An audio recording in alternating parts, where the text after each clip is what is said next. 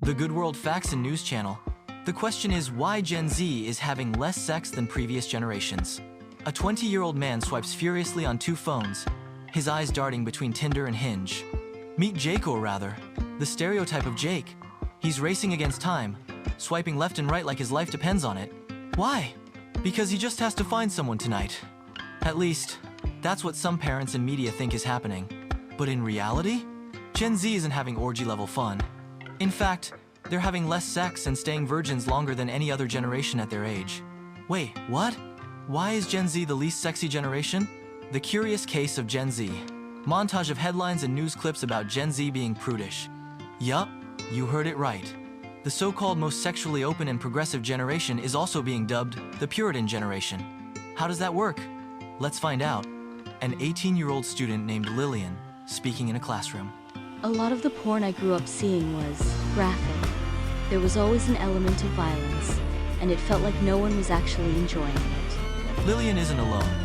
Studies show that growing up with instant access to every kind of porn imaginable has left many Gen Zers feeling disillusioned about real-life intimacy, real connection, as if imitating a move seen in porn. One person even said, "My partners act like they're flipping pancakes every 2 seconds because they watch too much mainstream porn."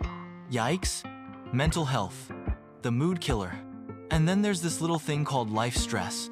Gen Z has more anxiety and depression than any previous generation. 42% of them report struggling with depression. When you're too stressed about grades, career prospects, or global doom, guess what takes a backseat? That's right, libido. Loneliness. The silent epidemic. It's not just stress. Gen Z is also facing a connection crisis. NYU professor Niobe Wei says we're in a crisis of connection, and it's hitting men particularly hard. Did you know 15% of young men now say they don't have a single close friend? That's up from just 3% in 1990. If friendships are hard, imagine how much harder romantic relationships are. For many, it's easier and safer to swipe or stream rather than risk rejection or emotional vulnerability. The pandemic pause.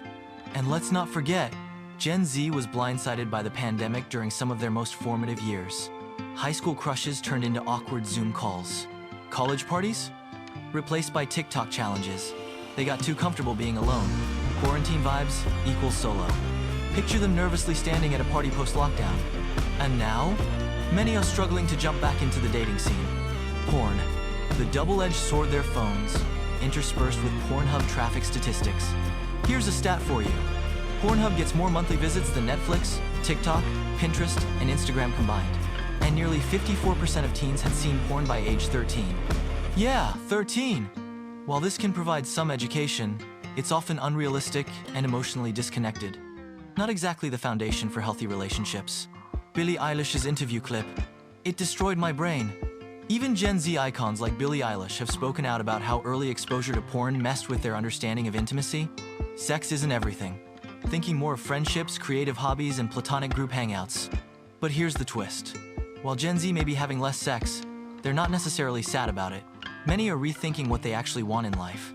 51.5% want more friendships in media, 9% want more asexual and aromantic characters. Turns out, they're asking for more representations of friendships and platonic relationships in the media. And they're embracing diverse sexual identities without the pressure to act on them immediately.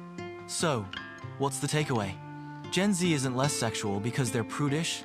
They're navigating a world of hyper-connectivity, mental health struggles, pandemic isolation, and unrealistic expectations. Maybe instead of calling them the Puritan generation, we should call them the rethinking generation.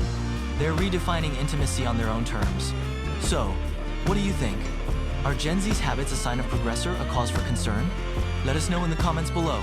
And don't forget to like, subscribe, and hit that bell for more deep dives into modern life. With the Good World Facts and News channel,